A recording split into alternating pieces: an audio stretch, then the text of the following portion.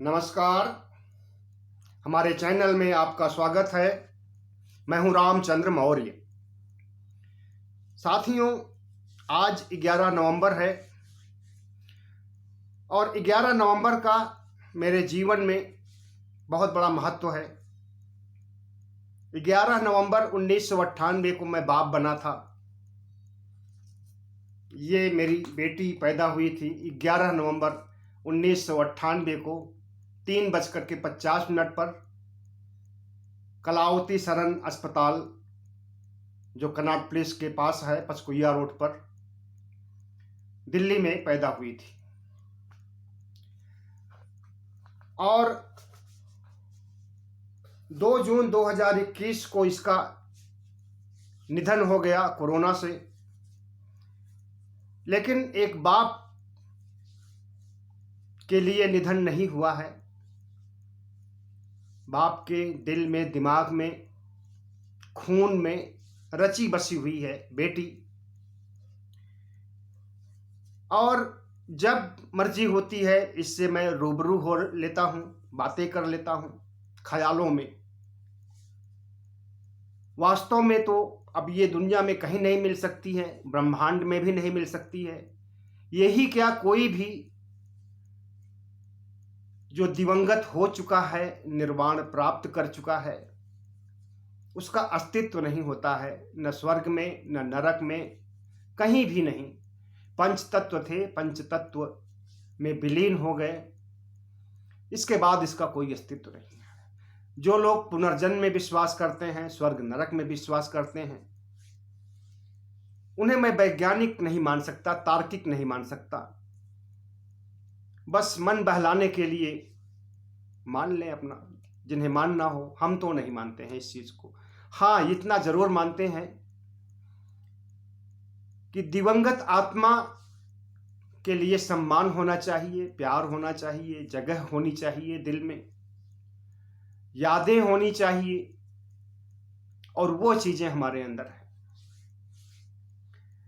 आज बेटी तो नहीं है, और हजारों क्या लाखों बेटियां, बेटे 2020 और 21 के कोरोना की लहर में कोरोना को भेंट चढ़ चुके हैं। सिर्फ हमारी ही बेटी नहीं, महामारी थी, जिसको पाई उसी को निगल गई। और जीवन चक्र जो चलता है, चल रहा है, चलता रहेगा। कुछ नहीं कहा जा सकता है कि कब किसकी मौत हो जाए। कोई तिथि नहीं निर्धारित है। 60 साल के ऊपर अगर मौत आती है तो संतोष होता है, कुछ कम से कम जिंदगी का बड़ा हिस्सा तो जी लिया है। सुख दुख जिंदगी क्या है, इसका एहसास तो कर लिया है। आज 10 नवंबर को, कल हमारे एक बहनोई चचेरी बहन के पति राम सुमेर मौर्य सोनभद्र में नौकरी करते थे, रिटायर्ड हो चुके थे। वे भी इस दुनिया को अलविदा बोल गए।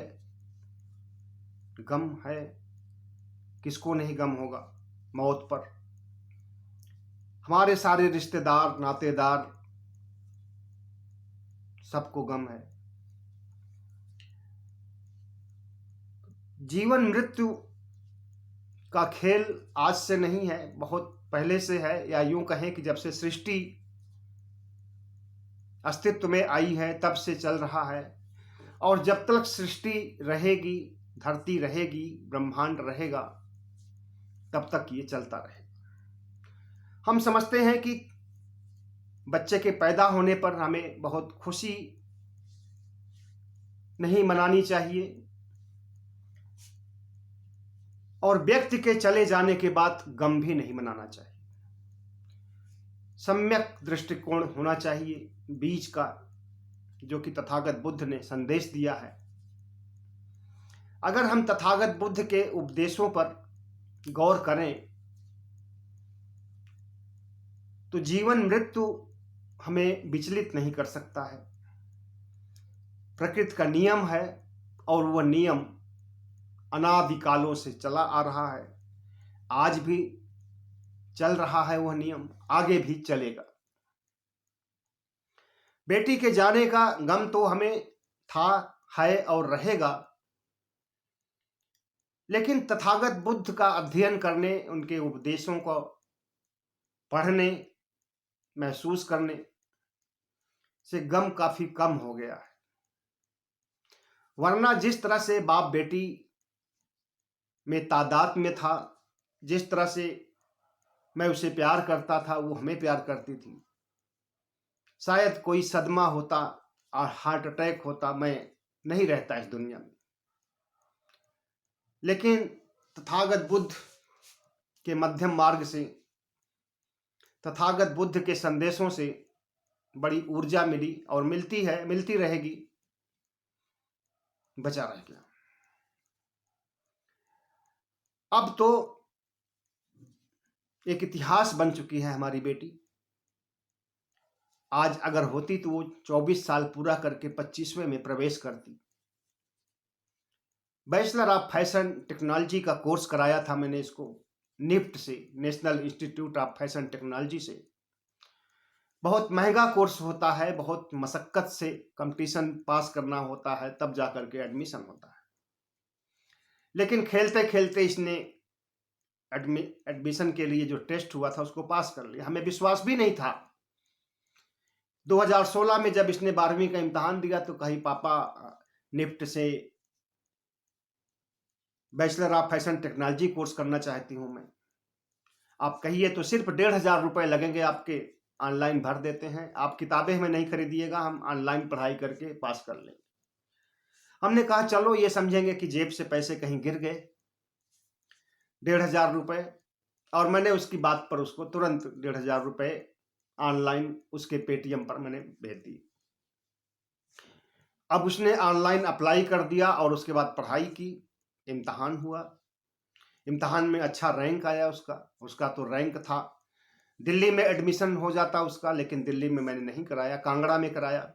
स्किन की प्रॉब्लम थी उसको, उसकी त्वचा में खुश्की रहती थी, घमौरियां बहुत होती थी, छोटे छोटे दाने पड़ते थे।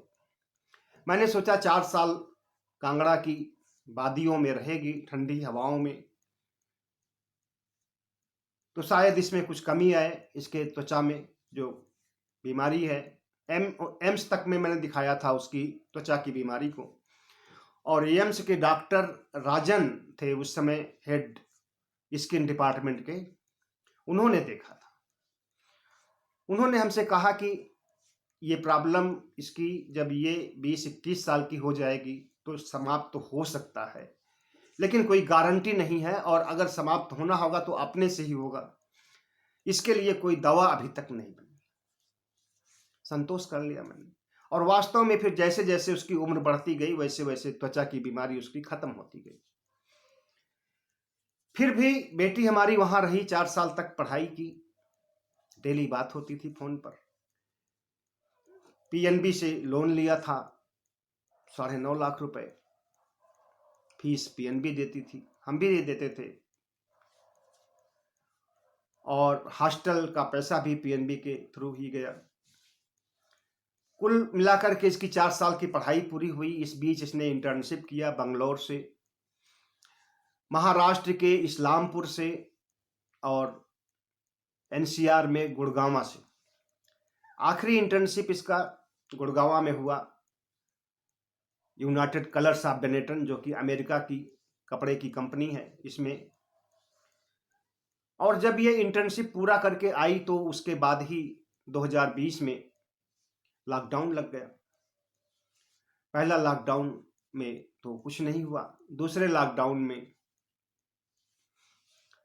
हमारी बेटी भी कोरोना की शिकार हो गई, और उन्हीं 47 लाख लोगों में शामिल हो गई जो देश भर में मौतें हुई थी।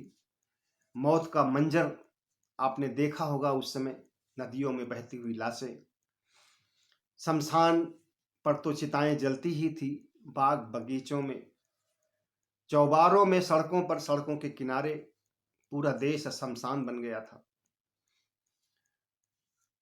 उस समय का रौद्र रूप, तांडव रूप कभी नहीं भूलेगा किसी को। और उस तांडव रूप में, रौद्र रूप में कितने काल के गाल में समा गए, वे कभी लौट करके नहीं आएंगे। हमारी बेटी भी नहीं आएगी, हमें पता है। लेकिन फिर भी हमारी बेटी हमारे दिमाग पर राज करती है, सपनों में अक्सर आती है, सपनों में बातचीत होती है। हालांकि मैंने सपनों में कभी महसूस नहीं किया कि हमारी बेटी नहीं है। लगता है कि वह जैसे पहले थी वैसे ही बातचीत होती है, और कभी कुछ डिमांड करती है, कभी कपड़े का डिमांड करती है, कभी पैसे का। जो ये एक बच्चे करते हैं वही उसका होता है जो सपने में आती है। प्रकृति के क्रूर हाथों ने हमारी बेटी को तो छीन लिया हमसे, लेकिन बेटी के गम में हम कैसे जीवन काट रहे हैं, इसे आप अच्छी तरह से समझ सकते हैं। इसे समझने के लिए यह भी जानना जरूरी होगा कि हमारे जैसे बहुत से बाप हैं जो बेटी खो चुके हैं, या बेटा खो चुके हैं, बहन खो चुके हैं, मां खो चुके हैं। और इन सब के लिए पूरे हद तक तो नहीं, लेकिन कुछ हद तक सरकार भी हमारी जिम्मेदार है। चाहे वो राज्य सरकार हो या केंद्र सरकार हो, जिम्मेदार है। अगर हेल्थ इंफ्रास्ट्रक्चर मजबूत होता तो शायद इतनी मौतें नहीं होती। और ऑक्सीजन की कमी उत्तर प्रदेश के अस्पतालों में पहले भी हुई थी। कई बच्चे मर चुके थे गोरखपुर के अस्पताल में, उससे भी सरकार ने कोई सीख नहीं लिया। और जब कोरोना की लहर शुरू हुई, कोरोना का आगमन हुआ 2020 में, तो एक पागलपन का दौर हमारे प्रधानमंत्री में, सनकी प्रधानमंत्री, पागल प्रधानमंत्री कहा जा सकता है, कि कोरोना के स्वागत में ताली बजवाया, थाली बजवाया, दिया जलवाया। और उससे ज्यादा सनकी और पागल हमारे देशवासी, जो कि उसके कहने पर ऐसा करने लगे। बहुत ही दुर्भाग्यपूर्ण है। आज का प्रधानमंत्री, इतिहास में ऐसा कोई राजा, शासक या अंग्रेजों के जवानों में वाइसराय नहीं हुआ जो कि इतना मानसिक विकलांग रहा हो। मुगल काल के पहले तुगलक वंश में मोहम्मद बिन तुगलक नामक एक पागल हुआ था, जिसे लोग पागल भी कहते हैं, बुद्धिमान भी कहते हैं। कई निर्णय उसके थे जो कि गलत थे। दिल्ली से इस्लामाबाद, इस्लामाबाद से दिल्ली, 2 बार उसने राजधानी बदला। चांदी के सिक्के, तांबे के सिक्के हटा करके उसने सोने के सिक्के चलाया। जैसे हमारे यहां नोटबंदी की गई, नोटबंदी में लोगों की मौतें हुई, उसी पागल की तरह, मोहम्मद बिन तुगलक के जैसे पागल की तरह हमारे पागल प्रधानमंत्री ने भी नोटबंदी की, जिससे हमारी अर्थव्यवस्था धराशायी हो गई। और उसका खामियाजा पूरी देश की जनता को भुगतना पड़ रहा है। लेकिन हमारे प्रधानमंत्री नरेंद्र मोदी, उनके मंत्रिमंडल के लोग, आरएसएस के लोग, चर्बी चढ़ी है इनके दिल दिमाग पर। एक ही नहीं बल्कि तमाम ऐसे अनैतिक काम कर रहे हैं, गलत काम कर रहे हैं, देशद्रोही काम कर रहे हैं सत्ता में रह करके, जो कि नहीं करना चाहिए। अब ईडी, आईटी, सीबीआई को ही लीजिए, जिस तरह से आज संजय राउत छूट करके आए हैं जेल से, 3 महीने तक उन्हें अनायास रखा गया जेल के शीशों के पीछे। अदालत ने अच्छी तरह से खबर ली है ईडी की और प्रकारांतर से मोदी और शाह की। इन्हें सबक मिल गया होगा कि ईडी, आईटी, सीबीआई का दुरुपयोग जिस ढंग से ये कर रहे हैं कितना गलत है। बहरहाल मैंने चर्चा शुरू की थी अपनी बेटी की मौत और कोरोना से पीड़ित लोगों की मौत और सरकार की बदइंतजामी से। उसी बदइंतजामी में नरेंद्र मोदी का नाम आ गया, सरकार का, व्यवस्था का नाम आ गया। हमारी बेटी ने बहुत ऊंचे सपने देख रखे थे अपने जीवन को ले जाने के लिए। उसने कहा था पापा मैं 3-4 साल तक नौकरी करूंगी, उसके बाद अपना ब्रांड बनाऊंगी, हमारे ब्रांड का नाम होगा आरसीएम ब्रांड, हमारे नाम से ब्रांड बना, और उसके लिए मैं यहीं से काम करूंगी ऑनलाइन विदेशों के लिए। विदेशों को मैं अपनी डिजाइन भेजूंगी, विदेशों में की कंपनियों को, जो वस्त्र निर्माता कंपनियां हैं उनको सलाह दूंगी, और हमारे सलाह से उन्हें बहुत फायदा होगा, पैसे भी आएंगे, अच्छे पैसे आएंगे, बिजनेस है। जिस तरह की वहां की रिक्वायरमेंट है उस तरह से डिजाइनिंग होगी। समझना पड़ेगा, हो सकता है कि विदेश जाना भी पड़े। पासपोर्ट भी बनवा लिया था उसने, और पासपोर्ट 2019 में ही बनवा लिया। तो जिस तरह से हमारी बेटी ने प्लानिंग किया था, पढ़ाई किया था, आज वो अगर होती, कैरियर के मुकाम पर होती, कम से कम 1.5-2 लाख रुपए सैलरी होती उसकी।